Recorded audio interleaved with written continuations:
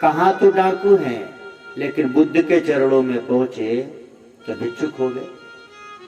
तो जो कभी लोगों की अंगुलियां काट लिया करते थे, गला काट लेते थे, आज देखो तो भिक्षा मांगते हैं। और अब उससे कोई पत्थर मारता है, वो बदले में कुछ नहीं कहता। यानी धर्म का पहला सोपान श्रद्धा। श्रद्धा यदि गुरु के चरणों में हो गई तो व्यक्ति के जीवन में दया अनायास आ जाती है। श्रद्धा के बाद दया, और दया के बाद तीसरी बेटी का नाम मैत्री। जब हम सब पर दया करते हैं तो मैत्री मतलब सब हमको अपने नजर आते हैं। धर्मात्मा जो होगा उसके लिए कोई उसको पराया नजर नहीं आता। राम जी का और रावण जी का जीवन देखिए। राम जी अंगद से कहते हैं, काजू हमार तासुहित हुई, रिपुसन करही बत कही सोई। पहली बेटी का नाम श्रद्धा है, दूसरी बेटी का नाम दया है, तो तीसरी बेटी का नाम मैत्री है। यानी जिनके हृदय में गुरु के चरणों में श्रद्धा हो जाती है, उनके जीवन में हर जीवों के प्रति दया भी हो जाती है। और फिर ऐसे लोगों को मैत्री, यानी उनका कोई दुश्मन नहीं रह जाता, उनको सभी अपने लगने लगते। राम जी को रावण जी भी अपने लगते। काजू हमार तासुहित होई, रिपुसन करई बत कही सोई। ये मैत्री है। ऐसे महापुरुष भी हुए जिनको सर्प भी अपना प्यारा लगता है, उससे भी प्यार कर लेते। भगवान शिव जी का जीवन देखें तो ये शिव जी के जीवन में जो सर्प है, बैल है, मोर है, बाघ है, ये सब उनके जो परिवार में रहते हैं, तो क्या है? मैत्री है, सब में अपनापन है। मैत्री के बाद है शांति।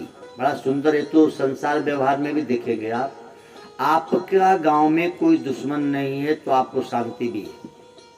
अच्छा, गांव भर से झगड़ा कर लो आप, तो अपने द्वार पे ही आप अकेले रात को नहीं सोओगे, डर लगेगा पता ना कौन आके मार दे। गांव में कोई आपका दुश्मन नहीं है तो आप तिलेश्वरनाथ धाम पे भी आके अकेले सो जाओगे, कोई दिक्कत नहीं, शांति है। यानी जीवन में श्रद्धा है, दया है, श्रद्धा के बाद दया आई जाएगी, दया के बाद मैत्री, और मैत्री के बाद शांति। सब मित्र हैं तो व्यक्ति को शांति ही शांति। और अपने घर में ही रहते हैं और घर में यदि लोगों से प्रेम नहीं है तो अशांति रहती। तो शांति कब आती है? जब हमारी आपकी मैत्री हो जाती है। शांति के बाद पुष्टि। शांति के बाद पुष्टि है, अर्थात शांत भाव से जो ध्यान भजन करते हैं, शांत भाव से जो भोजन करते हैं, शांत भाव से जो पढ़ाई करते हैं, उनके जीवन में पुष्टि आती है। ऐसे लोग की भक्ति पुष्ट। शांत भाव से ध्यान भजन करे तो भक्ति पुष्ट, शांत भाव से भोजन करे तो शरीर पुष्ट, शांत भाव से कोई विद्यार्थी पढ़ाई करे तो विद्या पुष्ट, यानी मजबूत। अब राजा दक्ष प्रजापति की श्रीमद् भागवत में जो 13 बेटियों का नाम है, इतना सुंदर है कि इसको यदि समझ लिया जाए तो समस्याओं का समाधान है। आपके जीवन में श्रद्धा है तो दया है, दया है तो मैत्री है, मैत्री है तो शांति है, शांति है तो पुष्टि है, और पुष्टि है तो क्रिया है। कार्य अच्छा वही करेगा जो स्वस्थ व्यक्ति हो। आप अपने घर में मजदूर भी रखते हो तो देखते कि हट्ठा कट्ठा शरीर से ठीक ठाक तो है, तो क्या बेचारा काम करेगा। पुष्टि के बाद क्रिया। जिसकी भक्ति पुष्ट है उसके द्वारा भगवत कार्य अच्छे होते हैं। जिसकी विद्या पुष्ट है उसके द्वारा विचार अच्छे होते हैं। विचार के लिए विद्या का पुष्ट होना आवश्यक है। किसी भी भगवत कार्य के लिए भक्ति का पुष्ट होना आवश्यक है। पुष्टि के बाद क्रिया शब्द का प्रयोग। क्रिया, ये जो बेटी का नाम है, पुष्टि के बाद क्रिया। पुष्ट भक्ति है, पुष्ट विद्या है, हष्ट पुष्ट शरीर है तो सेवा अच्छी हो। अब पुष्टि के बाद क्रिया, क्रिया के बाद उन्नति। अच्छा, एकदम स्पष्ट बात है, कर्म करने से तो उन्नति होती है। कोई भी व्यक्ति दुनिया में उन्नत होना चाहता है तो अच्छे कर्म तो करने पड़ेंगे भाई। क्रिया के बाद वाली बेटी का नाम उन्नति, यानी उन्नत होना है जीवन में तो आपको क्रिया करनी पड़ेगी। उन्नति के बाद बुद्धि। भक्ति में जब उन्नति हम करते हैं, जब ध्यान आदि की, तो श्री कृष्ण कहते हैं भजतामि प्रीति पूर्वकम ददामी बुद्धि योगम तम। जो मुझे प्रीति पूर्वक भजते हैं मैं उनको बुद्धि योग देता हूं। इसीलिए बुद्धि शब्द का प्रयोग है भागवत जी। यानी श्रद्धा, तब दया, तब मैत्री, तब शांति, पुष्टि, क्रिया, उन्नति, अब कहते बुद्धि। अच्छा, भगवान जब बुद्धि देते तो मेधा। बुद्धि कैसी? जो परमात्मा में प्रतिष्ठित हो जाए। जब परमात्मा में बुद्धि मेधा बन जाती है तो अगली बेटी का नाम स्मृति। मेधा बुद्धि उसी के जो हमेशा ईश्वर को याद करे, ये तो बुद्धिमानी है। खूब बुद्धिमान है, दुनिया के सारे कार्य करते हैं, लेकिन ईश्वर के याद से आप दूर हैं तो आपकी ये बुद्धि आपको नरकगामी बनाने वाली है। तो बुद्धि के बाद मेधा और मेधा के बाद स्मृति, यानी हम सदैव स्मरण करें किसका? ईश्वर और ईश्वर प्राप्त महापुरुष का, उस पूज्य गुरुदेव का जिन्होंने भगवत नाम का दान हमको दिया और कहा कि इनको याद रखना, स्मृति करना। स्मृति करने से तस्याहं सुलभम पार्थ, वो सुलभता से मिल जाए। बोले ठीक है गुरुदेव हम याद तो करेंगे। बोले याद करोगे तो तितिक्षा, ईश्वर के याद में, ईश्वर के कार्य में, गुरुदेव की सेवा में, उनके भजन में तितिक्षा, यानी थोड़ा सा दुख भी सहना पड़ता है। बहुत सहज नहीं है भक्ति का मार्ग, कांटों पे चलने जैसा है। भक्ति करे कोई सुरमा जाति वर्ण कुल खोज। जैसे अभी यहाँ पे नाच मंगा दो तो कितने लोग आएंगे? बुलाना पड़ेगा? नहीं। आदमी का स्वभाव जल के भांति है। जैसे जल नीचे की तरफ गिरने का स्वभाव है। जल किस तरफ बहता है? जिस तरफ ढाल होता है, नीचे की तरफ। तो आदमी छोटे कार्यों में आदमी का मन ज्यादा लगता है, मनुष्य का ये स्वभाव है। मानव का मन छोटे कार्यों के प्रति अग्रसर होता है, लेकिन उन्हीं मानव में जो महामानव है, यानी जो आत्म तत्व महापुरुषों से लगे हैं, या जिन्होंने कभी सत्संग सुना, या जिनके पूर्व के कृत अच्छे हैं, पूर्व के पुण्य अच्छे हैं, जो मंदिर जाते हैं, मत्था टेकते हैं, उनको लगता है कि नहीं ये संसार के नाच गाने ठीक नहीं, ईश्वर ही ठीक है। तो जो मानव से थोड़ा सा महामानव की तरफ है वो ईश्वर की तरफ चलते हैं, और ऐसे लोग कम होते हैं। मानव अधिक है, महामानव कम है। और ईश्वर तत्व को पाए हुए महापुरुष तो अति दुर्लभ है।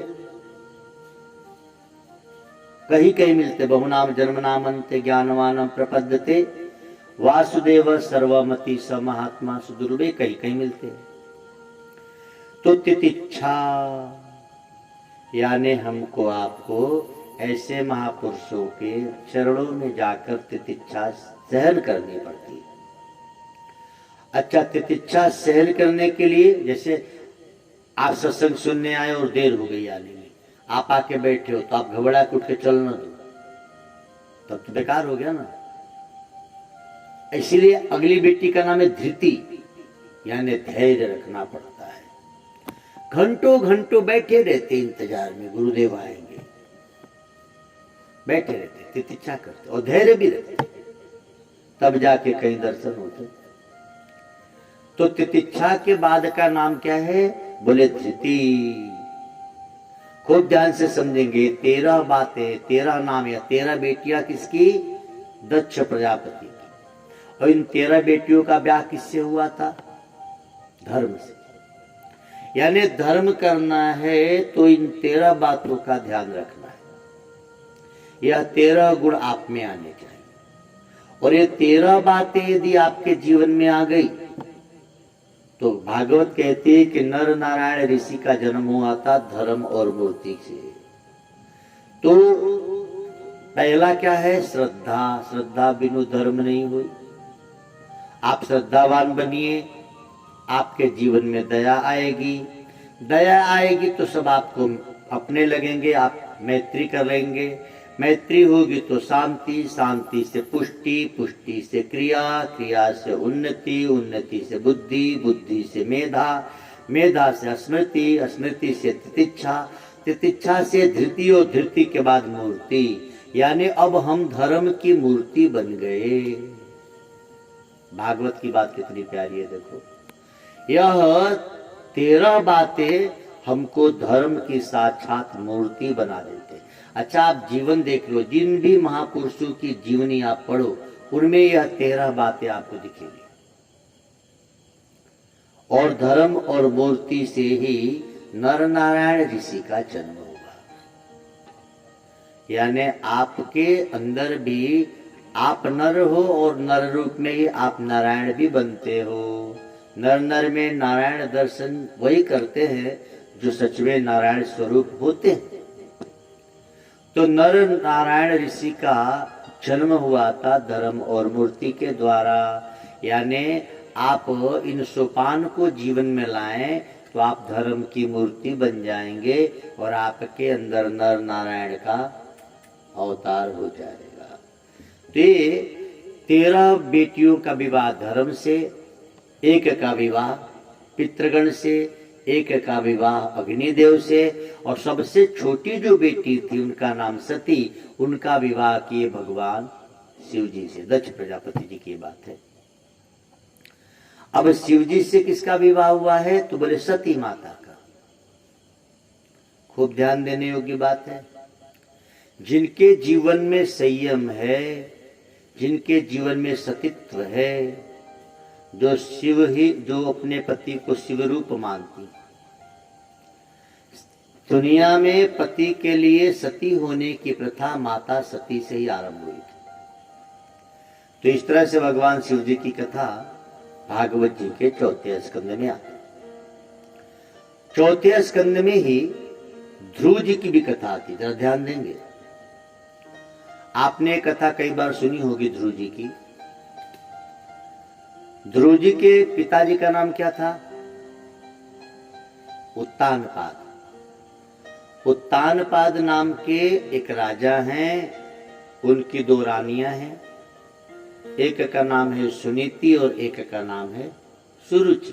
जो भागवत है, अब ध्यान से देखें तो उत्तानपाद जी सुनीति से प्रेम नहीं करते थे और सुरुचि से प्रेम करते थे। अब आप समझ लो, हम सब क्या हैं? उत्तानपाद हैं। आखिर उत्तानपाद की कथा श्रीमद् भागवत में की, हमारा उनसे क्या लेना देना है? एक सारी कथाएं आपको हमको जगाने के लिए लिखी गई, आपको हम समझ सके कि वास्तव में उत्तानपाद है क्या। भागवत जी ने कहा कि उत्तानपाद नाम के राजा हैं, उनकी 2 रानियां, एक सुनीति और एक सुरुचि। अब सुनीति जी के द्वारा ध्रुव जी का जन्म होता है, सुरुचि जी के द्वारा उत्तम का। ध्रुव जी अविनाशी पद ब्रह्म को प्राप्त करते हैं और आज भी तारा बन के चमक रहे। उत्तम जी मारे जाते हैं। अब आप जरा समझो, सबसे पहले आपको ये जानना है कि ध्रुव जी के पिता का नाम उत्तानपाद। तो उत्तानपाद आपको नहीं लगता कि विचित्र नाम है? आप बताओ, पूरे तेजपुर में उत्तानपाद नाम का कोई है? बोलो, है कोई? आपने इस नाम का और कोई आदमी सुना आज तक? घुरऊ, कतवारू, ललुआ, कलुआ, मलुआ सब सुने हम, लेकिन आज तक उत्तानपाद नाम का मैंने व्यक्ति नहीं सुना। किसी का नाम आप सुने हो तो बताओ। 25 साल हो गया मुझे कथा करते, आज तक मुझे इस नाम का आदमी नहीं मिला, जबकि हमारे हर बैनर पे 100 से ऊपर लोगों का नाम छपता है, लेकिन आज तक उत्तानपाद नाम का मैंने व्यक्ति नहीं देखा है। तो सोचिए, इतना विचित्र नाम श्रीमद् भागवत में, वो भी किसी राजा का, कैसे संभव है? क्या उस जमाने, अच्छा उस जमाने में तो महाराज राजाओं के जब पुत्र जन्म लेते थे तो ब्राह्मण जाते थे नाम रखने। ऐसा कौन सा बेवकूफ ब्राह्मण होगा कि उत्तानपाद कोई नाम है बोला? भागवत की इस कथा को छोड़े तो इतना विचित्र नाम आज तक आपको और किसी राजा का नहीं मिलेगा। तो उत्तानपाद क्या है ये जानो। उत्तानपाद का मतलब, भागवत के महर्षि व्यास हम सबको समझाना चाहते हैं, उत्तानपाद का अर्थ होता है कि हर वह जीव उत्तानपाद। कौन? जो धरती पर जन्मा तो सिर नीचे और पैर ऊपर। पाद माना पैर। हम सब जब धरती पे जन्मे तो कैसे? सिर नीचे और पैर ऊपर। तो हम सब क्या है? उत्तानपाद। देखो भागवत क्या कह रही है, हम सब उत्तानपाद हैं। हम ही सब नहीं, गाय, भैंस, कुत्ता, बिल्ली, हाथी, घोड़ा, दुनिया में जो जन्म लेता है सब क्या है? उत्तानपाद है। कारण सिर नीचे और पैर ऊपर, यानी ये जीव मात्र ही उत्तानपाद है। अब भागवत कहती है कि उत्तानपाद राजा की 2 रानियां थी, सुनीति और सुरुचि। यानी ये जो जीव है, हर जीव के पास 2 रानियां हैं, सुनीति और सुरुचि। समझिएगा विषय। आप स्त्री हो कि पुरुष हो, लेकिन आपके पास 2 तरह की मति है। मति माने रानी। मति को स्त्री ही माना गया। भीष्म जी कहते हैं भागवत जी में कृष्ण से कि मेरी मति रूपी कन्या मैं आपको विवाह करना चाहता हूं। मति माने कन्या। तो भागवत जी के व्यास जी कहते हैं कि उत्तानपाद यह जीव है और हर जीव के पास 2 मति है, 2 स्त्री, 2 रानी मान लो। कौन कौन सी? तो सुनीति और सुरुचि। अब उत्तानपाद सुनीति से प्रेम करते हैं, न कि सुरुचि से। यानी हम सब जो जीव है वह सुरुचि से प्रेम करते हैं, न कि सुनीति से। जैसे उत्तानपाद राजा सुनीति से प्रेम नहीं करते थे, सुरुचि से करते थे। जो ध्रुव की मां थी उसको प्रेम नहीं था उनसे। इसका अर्थ यह है कि हम सब भी उत्तानपाद हैं और हमारे पास भी 2 रानियां हैं, और हम भी सुरुचि से प्रेम करते हैं, सुनीति से नहीं। अब आप देख लो, सुनीति का अर्थ होता है सुबह जल्दी उठो, भगवान की भजन करो, गुरु की दी हुई मंत्र का जप करो, सत्संग श्रवण करो, यही तो अर्थ है। लेकिन सुरुचि क्या कहती है? सुबह उठो तो पहले चाय पी लो, भले बाद में नहाना। क्या जरूरत है जप करने की? थोड़ा सा घंटे वंटे हिला लिया, काम हो गया। थोड़ा टीवी देख लो, मोबाइल देख लो। तो आप सुरुचि से प्रेम करते हैं कि सुनीति से? देख लीजिए, हम सब भी सुरुचि से प्रेम करते हैं, सुनीति से नहीं। जो नीति है उस पर हम कहाँ चलते हैं? यानी जो गलती उत्तानपाद जी कर रहे थे वही हम भी कर रहे हैं। हम भी तो जीव ही है। उत्तानपाद जी भी सुरुचि से प्रेम करते थे, सुनीति से नहीं करते थे, और हम लोग भी यही कर रहे हैं। सुनीति कहती है कोई नशा न करो, सुरुचि कहती है 1-2 नशा होना ही चाहिए, और हम नशा में लगे हुए हैं। तो हम किससे प्रेम कर रहे हैं? सुरुचि से कि सुनीति से? यानी हम सब उत्तानपाद हैं। मजे की बात यह है कि सुनीति का बेटा ध्रुव ईश्वर को प्राप्त करते हैं। अर्थात यह कि आप और हम यदि नीति से जीते हैं अपने जीवन को तो हम ईश्वर को प्राप्त कर जाते हैं। लेकिन यदि हम रुचि से जीते हैं तो रुचि का पुत्र मारा जाता है।